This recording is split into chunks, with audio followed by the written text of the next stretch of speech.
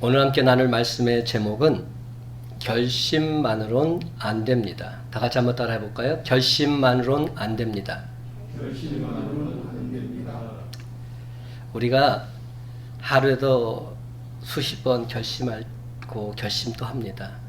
근데 그 결심한 것이 제대로 지켜지는 것 많지 않습니다.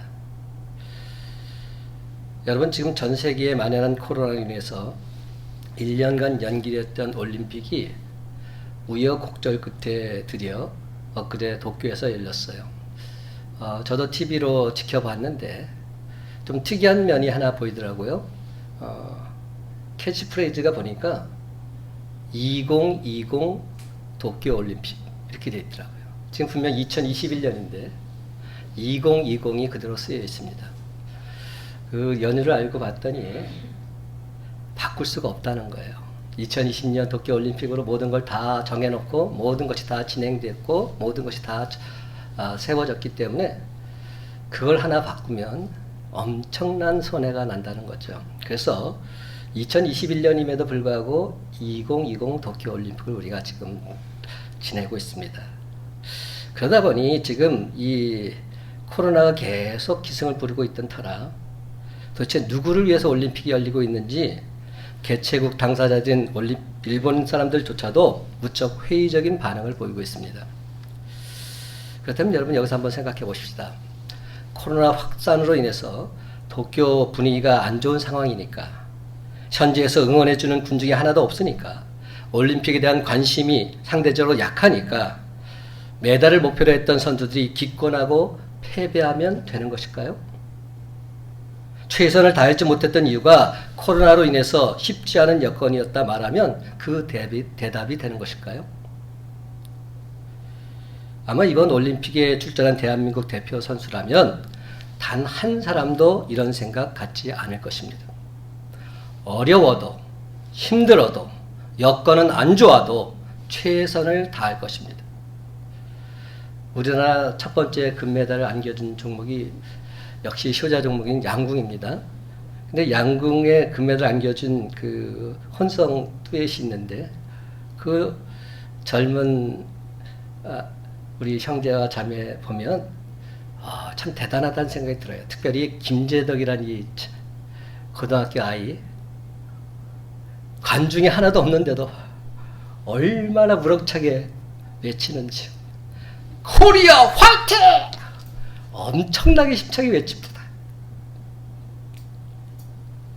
여러분, 내가 대한민국을 대표하는 선수라면 어떤 상황에 있다도 최선을 다해야 하는 것입니다. 이것을 우리 신앙생활과 한번 연계해서 생각해 봅시다. 코로나가 2019년에 발행했어요. 그러니까 코로나19죠. 그러니까 2019년 말부터 시작돼서 2020년, 지금 2021년 하반기가 시작됐습니다. 참 엄청난 기간 동안 코로나가 우리를 힘들고 어렵게 하고 있어요. 코로나19가 오랫동안 확산되어 있는 이 시기에 우리 믿음이 연약해지는 것 너무나도 당연한 것일까요? 아닙니다. 결코 당연하지 않습니다. 이는 코로나를 빙자한 자기 합리화요, 자기 구실, 자기 핑계에 불과합니다.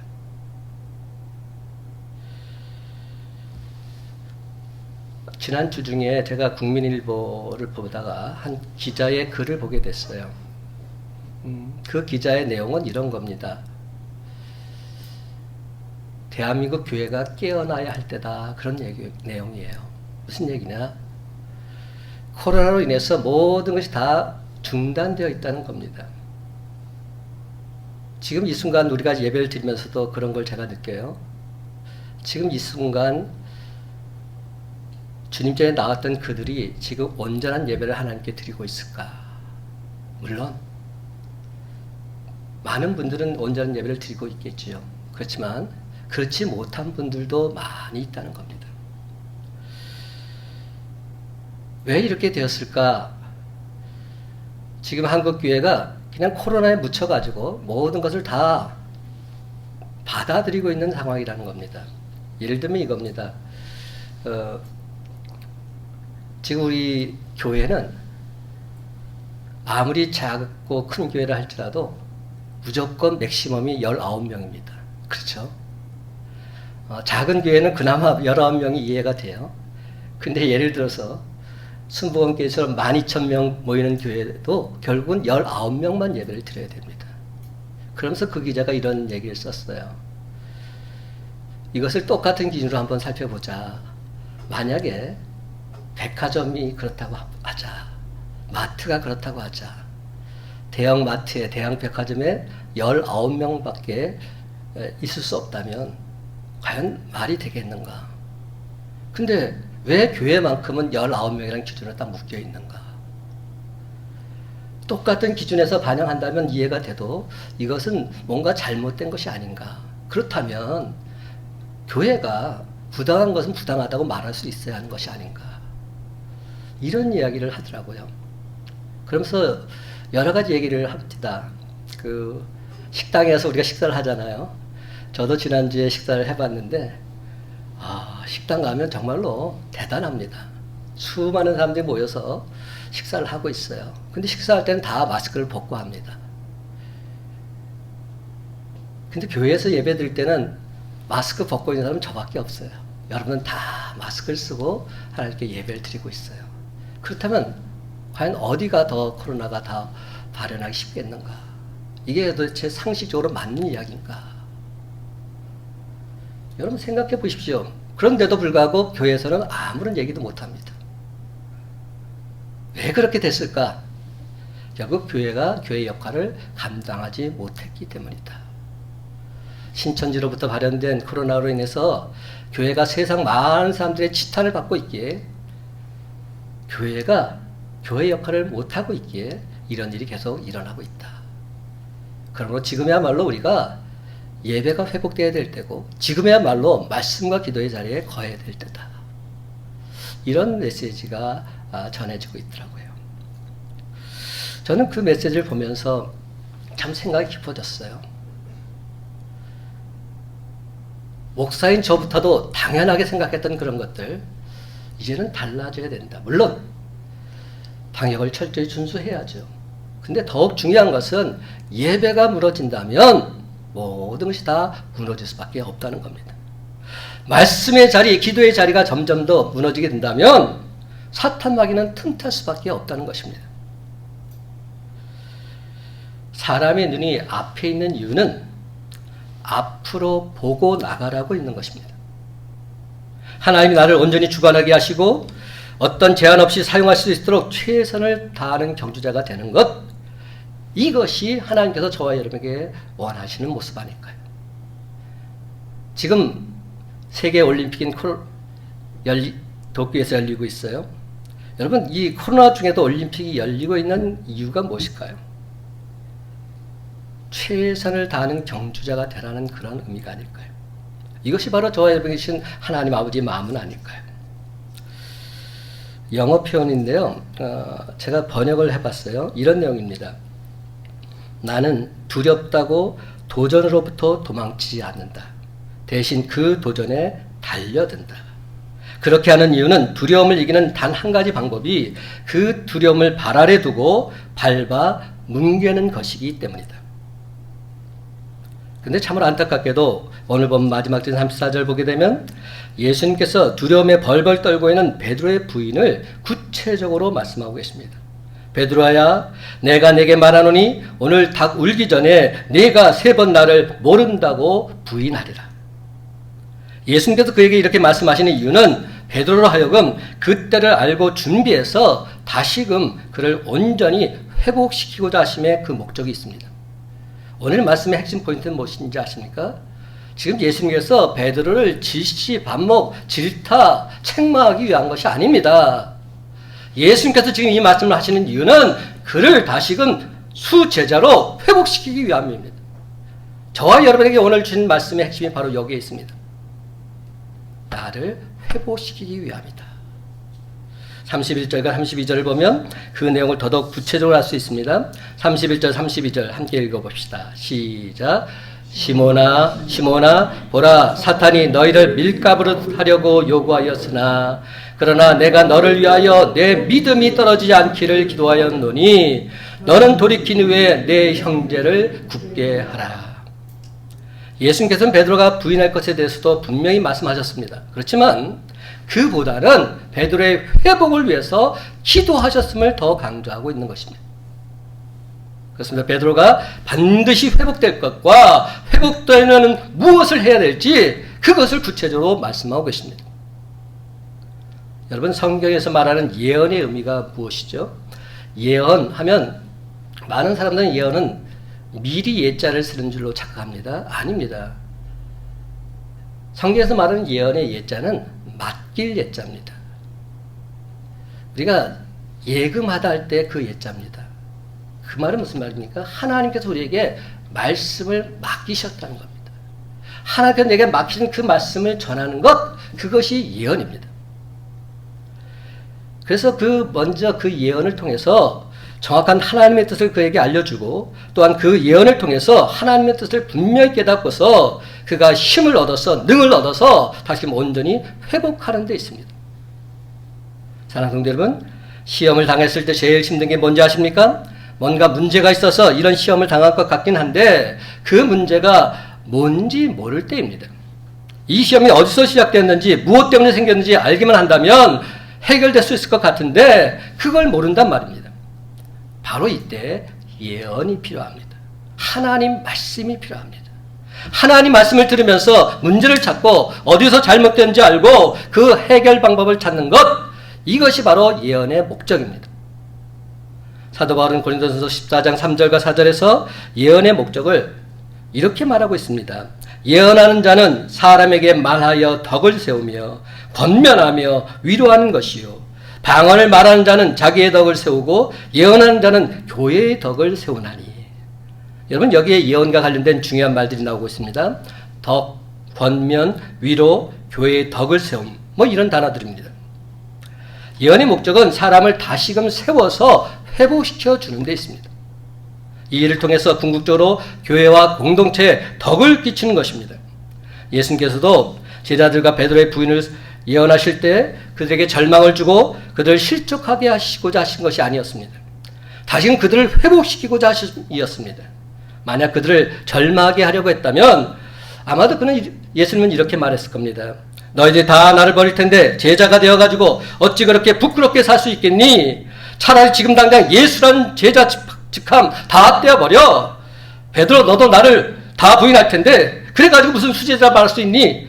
다 그만둬. 만약 예수님께서 이렇게 말씀하셨다면 다시는 돌이킬 수 없는 상처와 자책감 때문에, 죄책감과 자신의 초라함 때문에 제자들 마음이 회복되기는 여간 쉽지 않았을 것입니다. 그러나 예수님은 그렇게 말씀하지 않으셨습니다. 사실을 분명히 알려주시면서도 다시금 회복될 것과 더 헌신하게 될 것을 말씀하셨습니다. 이게 포인트입니다. 그렇기 때문에 제자들은 시험을 당해도 이 말씀을 기억하고 다시금 소망을 갖게 되고 다시금 일어설 수 있었던 것입니다. 내가 너를 위하여 내 믿음이 떨어지지 않기를 기도하였노니 너는 돌이키니 내 형제를 굳게 하라. 이것이 주님의 말씀입니다. 이사야 선지자가 이스라엘 백성들에게 이런 말을 했어요. 하나님께서 주신 예언의 말씀. 이사야 41장 15절 16절. 보라, 내가 너를 이가 날카로운 새 타작기로 삼으리니 내가 산들을 쳐서 부스러기를 만들 것이며 작은 산들을 겨같이 만들 것이라. 내가 그들을 까부른즉 바람이 그들을 날리겠고 회오리 바람이 그들을 흩어버릴 것이로되 너는 여호와로 말미암아 즐거워하겠고 이스라엘의 거룩한 자로 말미암아 자랑하리로다. 여러분, 이사야 선지자를 통해서 하나님께서 이스라엘 백성들에게 주신 말씀은 그들을 책망하기 위한 말씀이 아니었습니다. 그들을 질시 반목하기 위한 말씀이 아니었습니다. 그들을 다시 세워서 하나님을 기쁘시게 한 자로, 하나님을 자랑하는 자로 삼기 위함이었습니다. 이것이 바로 예언의 목적인 겁니다. 사랑하는 성도 여러분, 이처럼 예언은 하나님 말씀에 기초해서 그 사람에게 힘과 용기를 주는 데 있습니다. 그래서 그 또 다른 사람을 세워주고 그를 권면하고 그를 위로하는 데 있습니다. 교회와 공동체를 온전히 덕을 세워나가는 데 있습니다. 그러므로 이제 우리는 그 누군가 여러분을 만남으로 낙심한 영혼이 세움을 입고 불안하던 자가 위안을 받고 절망하던 자가 희망으로 온전히 가득 차게 되시기를 간절히 소망합니다. 그렇습니다. 여러분, 예수님의 제자답게 환난과 핍박 중에도 말씀과 기도를 통해서 더더욱 힘을 얻고 주님이 주는 예언의 연설을 온전히 실천하며 살아가는 저와 여러분의 삶이 다 되시기를 주님의 이름으로 간절히 축원합니다. 이제부터는 31절 34절까지 예수님과 수제자 베드로의 대화를 좀 더 구체적으로 살펴보길 원합니다. 31절 이하에 보면 사탄이 베드로를 밀가부르 했다고 말씀하시면서 내가 너를 위해 내 믿음이 떨어지지 않기를 기도했다고 하십니다. 이에 베드로는 다른 제자들은 혹시 예수님을 버릴지 몰라도 자기만큼은 절대로 그렇지 않을 것이다 말합니다. 그랬더니 예수님께서 이번에는 구체적으로 다시 말씀하시지요. 오늘 닭 울기 전에 내가 3번 나를 모른다고 부인하리라. 시간, 상황, 날짜 몇 번 부인할 것까지 구체적으로 말씀하십니다. 예수님이 농담하실 분도 아닌데 이렇게 구체적으로 반복해서 말씀하실 때에는 베드로는 한 번쯤 야 뭔가 있구나, 예수님께서 이렇게까지 말씀하신 데는 분명 이유가 있구나 생각해 봐야 마땅합니다. 그런데 베드로는 오히려 이렇게 힘있게 말합니다. 33절 주여 내가 주와 함께 오게도 죽는데도 가기를 각오하였나이다. 근데 우리가 그 결과를 다 알고 있습니다. 제자들은 예수님을 다 버리고 도망갔습니다. 수제자 베드로는 예수님을 3번 부인했습니다. 자신의 다짐이 무색할 만큼 허망하게 무너져버리고 만 겁니다. 그렇다면 왜 베드로는 이렇게 되고 말았을까요? 예수님께서 앞으로 되어질 일까지 미리 알려주셨는데도 왜 그는 준비하지 못했을까요? 우리는 베드로의 대답 속에서 중요한 점을 발견할 수 있습니다. 33절 다시 한번 잘 보시기 바랍니다.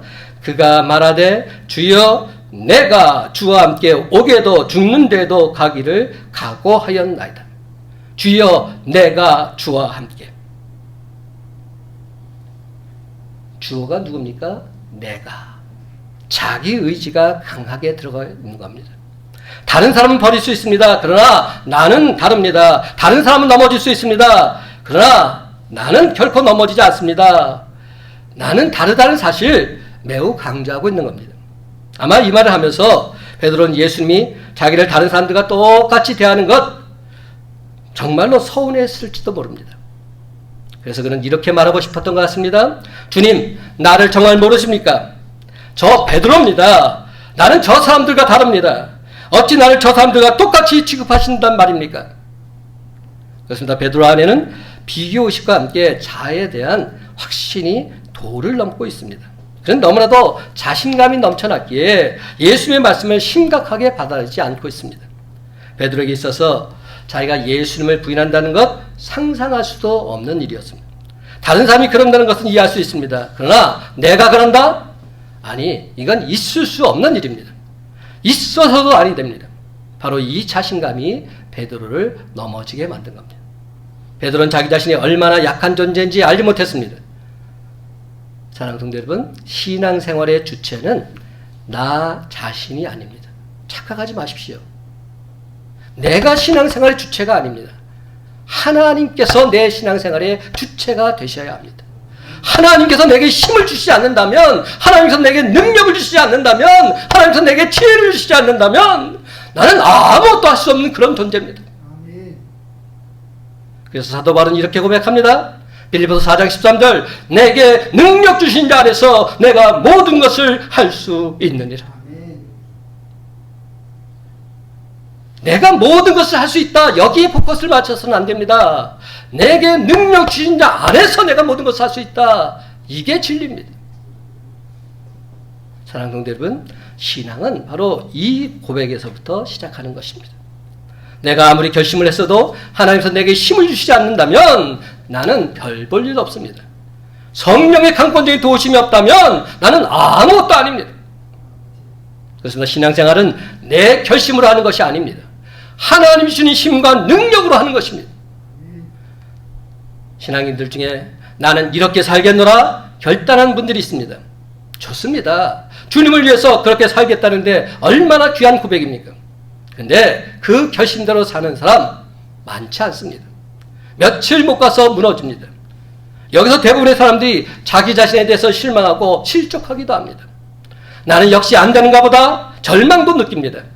그런데 여러분, 이는 여러분만 느끼는 것이 아닙니다.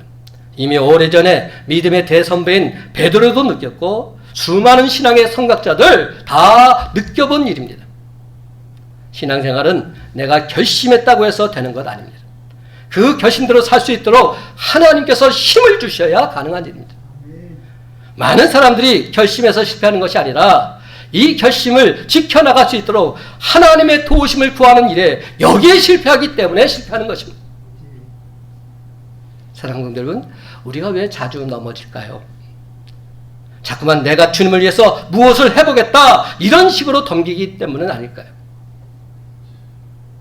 여러분, 내 결심이 아닌 하나님이 내 안에서 일하시도록 내 자아를 비워드리는 것, 이것이 진정 내 힘의 근본이요 원천인 줄 믿으시기 바랍니다. 그러므로 여러분, 하나님이 내 안에서 일을 하시도록 하십시오. 그렇습니다. 내 열심만 가지고는 안 됩니다. 세상에서 내가 열심히 하면 어느 정도 될 수 있습니다. 그러나 하나님의 일은 내 열심만 가지고는 한계가 있습니다. 사탄 마귀가 그냥 그대로 내버려 두지 않습니다. 하나님께서 나를 도와주셔야 합니다. 그러기 위해서는 내가 먼저 자아를 하나님께 비워드리는 것, 이것이 선결 과제입니다. 그런데 베드로는 자기에 대한 확신이 너무나 강했기에 주님께 기회를 드리지 않습니다. 오히려 주님이 앉으셔야 될 그 자리에 자기 자신이 앉아버렸습니다. 내가 마음먹으면 된다, 그렇게 생각했습니다. 여러분, 그가 어느 정도 자아가 강했는지 아십니까? 예수님이 말씀하셔도 그는 그 말씀을 안 받을 정도였습니다. 결코 그렇지 않다는 겁니다. 그는 계속 자기 주장만 하고 있습니다. 여러분, 한번 반대로 생각해 보시기 바랍니다. 부활이요 생명이신 예수 그리스도, 길이요 진리요 생명이신 예수 그리스도, 예수님 그분이 지금 당신 제자들하고 농담 따먹게 하고 계시는 겁니까? 아니잖아요. 여러분, 우리가 어느 때 무너지는지 아십니까? 내 생각이 너무 강해서 하나님의 말씀조차도 받아들일 수 없을 때 우리는 반드시 넘어지게 되어 있습니다. 베드로의 마음에는 예수님의 말씀이 들어갈 구석 1도 없었습니다. 예수님은 틀리고 자기는 맞았다는 식의 논리입니다. 내가 어떻게 예수님을 부인합니까? 예수님 틀렸습니다. 이번엔 내가 맞습니다. 나는 절대로 예수님 부인하지 않습니다. 이렇게 말하고 있는 것입니다. 하나님 말씀이 들어갈 구석이 1도 없는 사람, 자기 주장, 자기 생각이 너무 강해서 하나님 말씀을 있는 그대로 받아들일 수 없는 사람, 그런 사람은 반드시 넘어지게 되어 있습니다. 하나님 말씀은 언제나 참이요 진리이기 때문입니다. 그러므로 진리의 말씀이 저와 여러분을 다스려야 승리하지, 자아가 우리를 다스리게 된다면 우리는 결단코 승리할 수 없습니다. 참으로 안타깝게도 베드로가 내가 주와 함께 오게도 죽는데도 가겠다 자신감에 쳐서 말했음에도 이 약속들 중 그 어느 하나도 지키지 못했습니다. 예수님과 함께 감옥에 가지 않았습니다. 물론 죽지도 않았습니다. 그런데 여러분, 언제 달라졌습니까? 오순절날 성령이 임하고 하나님의 영으로 충만해지자 그는 기꺼이 주를 위해 매를 맞고 있습니다. 감옥에도 가고 있습니다. 나중엔 주를 위해서 목숨까지도 바치고 있습니다. 예수님의 수제자니까 마지못해 죽은 것이 아니라 십자가에 거꾸로 매달려 죽기까지 주를 위해서 기꺼이 순교하고 있습니다. 여러분, 도대체 뭐가 달라진 겁니까? 주인이 달라진 겁니다. 내 마음의 주인이 달라질 때, 내 마음의 주인이 내가 아니라 주님이실 때 모든 것은 달라지게 되어 있습니다. 그러므로 여러분, 하나님이 내 안에서 일하도록 하십시오. 그렇습니다. 내 마음을 누가 다스리냐에 따라서 이렇게 엄청난 차이가 나는 겁니다. 저와 여러분도 내 자아가 포기되고 성령께서 나를 다스리시만 시작한다면 우리 주님을 위해서 기꺼이 놀라운 헌신을 하게 될 줄로 믿습니다. 솔직히 말해서 베드로는 자기 육신이 얼마나 약한지 잘 몰랐습니다. 마음 먹는 것하고 실제 육신이 반응하는 것하고 얼마나 큰 차이가 있는지 잘 몰랐습니다. 마음만 먹으면 육신도 당연히 따라간다 생각했습니다. 그러나 여러분, 우리 육신 얼마나 약한지 너무 잘 아시잖아요. 그래서 우리는 기도해야 합니다. 기도하지 않으면 우리가 육신을 다스릴 수 없습니다. 40절을 보면 예수님 육신이 얼마나 약한지 이미 다 알고 계셨습니다. 그래서 이렇게 말씀하십니다. 유혹에 빠지지 않게 기도하라. 그렇습니다. 변덕이 죽을 듯 하는 것, 이것이 우리 육신입니다. 오늘 이렇게 반응하다가 내일이면 또 저렇게 반응하는 것, 이것이 우리 육신의 모습입니다. 편하고 싶고 놀고 싶고 눕고 싶고 타협하고 싶은 마음, 이것이 바로 육신의 마음입니다. 우리 육신의 요구는 끝이 없습니다. 먹자, 쉬자, 놀자, 자자, 편하게 살자, 정말이지 끝이 없습니다. 그러하게 우리는 육신을 다스릴 수 있어야 합니다. 사탄 마귀가 제일 잘 공격하는 부분이 바로 이러한 육신의 모습이기 때문입니다. 육신이 공격을 당하면 잘 넘어진다는 사실 사탄 마귀는 너무나도 잘 알고 있습니다. 그렇습니다. 사람들이 신앙생활 잘 하다가도 육신이 아프게 되면 포기해버립니다. 배고프면 포기해버립니다. 귀찮고 힘들면 포기해버립니다. 또한 세상 사람들이 자기를 인정하고 칭찬해주지 않으면 교회고 뭐고 다 소용없습니다. 다 포기해버립니다. 이는 모두가 다 육신의 요구를 잘 다스리지 못해서 그런 겁니다. 그러면 여러분, 우리는 이 육신을 잘 다스릴 수 있어야 합니다. 들어주면 들어줄수록 끝이 없는 것이 육신의 요구이지요. 한번 교회에 빠지면 또 빠지고 싶고 더 놀고 싶습니다. 따라서 이 육신은 기도하지 않으면 결단코 다스려지지를 않습니다. 사랑하는 성도 여러분, 사탄 마귀가 제일 싫어하는 것이 무엇인지 아십니까? 그것은 바로 기도입니다. 예수님께서도 끝없이 육신의 요구와 싸우셨습니다. 30세 때 사역을 시작하시기 전 광야에서 40일 금식하실 때 육신의 배고픔이 강권적으로 예수님을 공격했습니다. 돌덩이를 떡떡으로 만들어 먹자, 능력도 있는데 왜 굶고 있느냐? 만약 예수님께서 만들어 먹었다면 그 다음엔 어떤 일이 일어났을까요? 또 다른 요구를 그들이 했을 것입니다. 이번엔 왜 이런 광야에서 금식하냐? 편하게 집에 가서 금식해라. 이러면서 버틸 겁니다. 십자가를 지기 위해서 겟세마네 동산을 기도하실 때 사탄 마귀가 십자가를 지지 말자 유혹했음에 분명합니다. 여러분, 지금 이 순간에도 사탄 마귀가 이런 문제들을 가지고 기도하지 못하도록 얼마나 우리를 방해하고 있는지 모릅니다. 예수님께서는 이런 요구들을 당당히 묵살하고 기도하셨기에 육신의 요구를 넉넉히 이길 수 있으셨습니다. 그렇습니다. 예수님은 기도로 육신을 이기셨습니다. 기도로 육신을 다스리셨습니다. 우리 모두에게 육신을 다스리는 모범을 친히 몸소 보여주셨습니다. 그 해답을 우리에게 알려주신 겁니다. 그러므로 이제 우리도 예수님의 방법을 사용할 필요가 있습니다. 사랑하는 성도 여러분, 이제부터는 육신의 요구와 반대로 가보시기 바랍니다. 그러면 날마다 승리를 경험하게 될 것입니다. 예를 들면 오늘은 유달리 성경을 읽기 싫다. 그런 날은 무조건 성경을 읽으십시오. 악착같이 성경을 읽으십시오. 그날은 꼭 은혜를 받게 될 것입니다. 성경 말씀이 전부 다 나를 향한 주님의 말씀으로 들려지게 될 것입니다. 오늘은 기도하고 싶지 않다, 자고 싶다, 이를 악물고 기도해 보십시오. 반드시 하나님의 크신 은혜를 경험하게 될 것입니다. 하나님 말씀에 순종하기 싫다? 그러면 억지로라도 순종하십시오. 순종하는 가운데 하나님의 임재하심을 체험하게 될 줄로 믿습니다. 그렇습니다. 여러분, 이처럼 육신의 요구와 정반대로 살면 되는 겁니다. 육신 자체가 나쁜 것은 아니지만 육신을 통해서 사탄 마귀가 장난칠 수 있기 때문에, 그렇습니다. 이처럼 육신이 약하다는 사실을 아는 사람, 기도하지 않을 수 없습니다. 육신을 다스리는 능력은 기도를 통해서 온전히 얻을 수 있기 때문에. 그런데 너무 안타깝게도 베드로는 말만 앞세웠지 기도하지 않았단 말입니다. 예수님이 따로 데리고 와서 기도하러까지 하셨는데 그는 기도하지 않았습니다. 그러니까 그는 육신의 요구에 넘어갈 수밖에 없게 된 겁니다. 사랑하는 성도 여러분, 요즘 왠지 힘이 드십니까? 만족도 없고 기쁨도 없으십니까? 하나님보다 다른 것들, 즉 세상 것들에 자꾸만 눈길이 가고 그것들이 더 매력적으로 보이십니까? 기도하는 것보다 편히 쉬는 것, 자는 것, 그것이 더 좋으십니까? 만약 그렇다면 여러분 정말이지 다른 거 다 제쳐놓고 반드시 기도의 자리에 거하셔야 합니다. 지금이야말로 바로 기도할 때이기 때문입니다. 여기서 조금만 더 나아가면 베드로처럼 되기 쉽습니다. 베드로처럼 예수님을 부인하는 자리에까지 이르게 될지 모르기 때문입니다.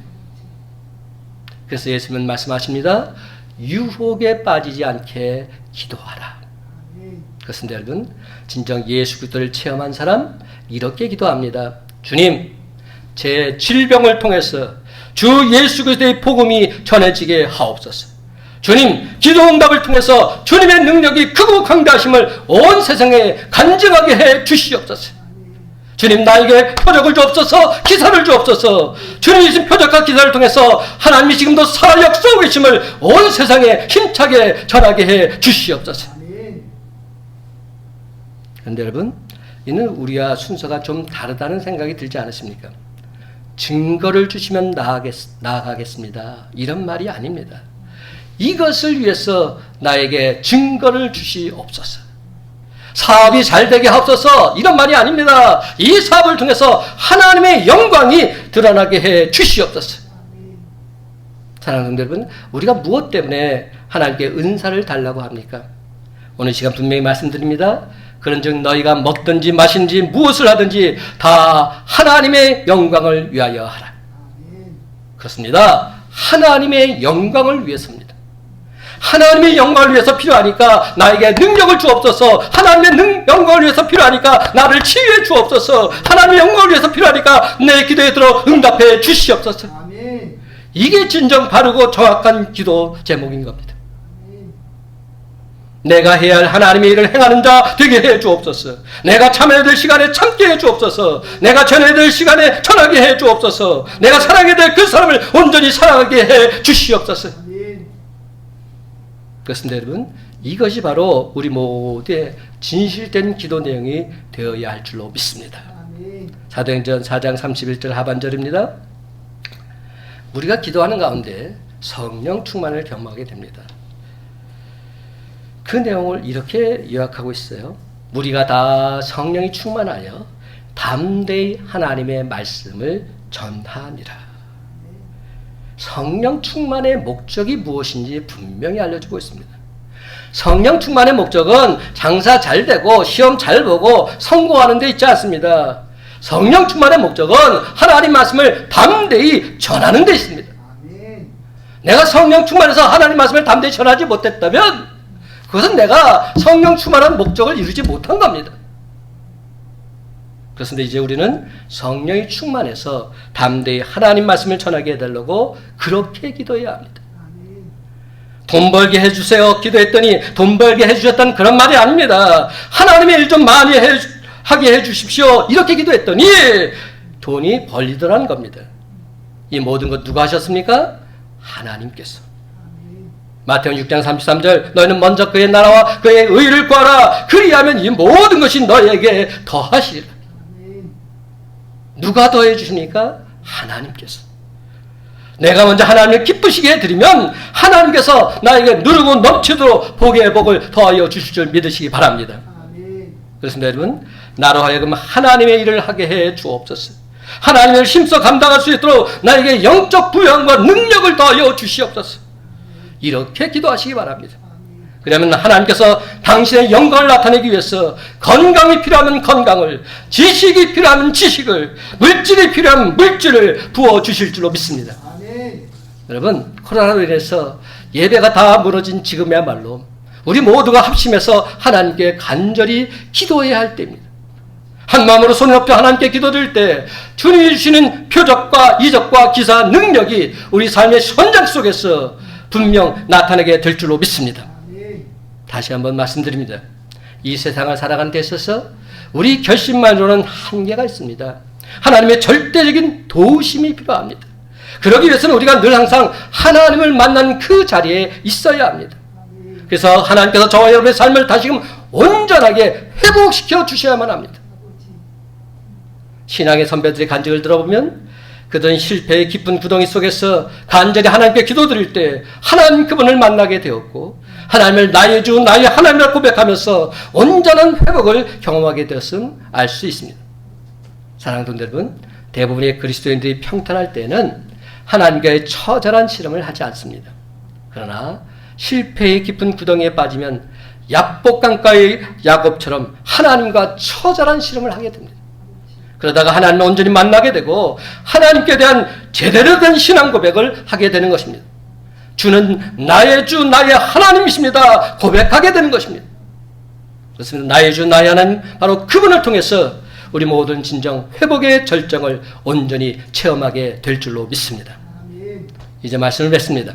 사랑하는 성도 여러분, 무시로 기도하기에 힘쓰신 예수님처럼 온 세상 만물을 창조하시고 그 세상 만물을 주관하신 하나님 아버지께 간절히 기도드릴 때 사탄마귀 영적 전투에서 넉넉히 승리하고 하나님께서 하셨노라 영광 찬송 돌리며 살아가는 저와 여러분의 삶이 다 되시기를 예수님의 이름으로 간절히 축원합니다.